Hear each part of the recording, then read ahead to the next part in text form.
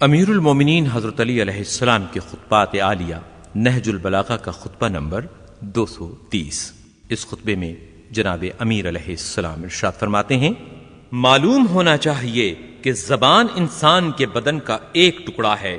جب انسان کا ذہن رک جائے تو پھر کلام ان کا ساتھ نہیں دیا کرتا، اور جب اس کے معلومات میں وسعت ہو تو پھر کلام زبان کو رکنے کی مہلت نہیں دیا کرتا۔ اور ہم اہل بیت عقلی میں سخن کے فرما رواں ہیں، وہ ہمارے رگ و پے میں سمایا ہوا ہے اور اس کی شاخیں ہم پر جھکی ہوئی ہیں۔ خدا تم پر رحم کرے، اس بات کو جان لو کہ تم ایسے دور میں ہو جس میں حق گو کم، زبانیں صدق بیانی سے کند اور حق والے ذلیل و خوار ہیں۔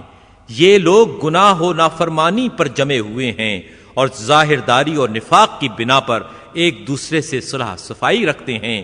ان کے جوان بدخو، ان کے بوڑھے گناہگار، ان کے عالم منافق اور ان کے واعظ چاپلوس ہیں۔ نہ چھوٹوں بڑوں کی تعظیم کرتے ہیں اور نہ مالدار فقیر و بے نوا کی دستگیری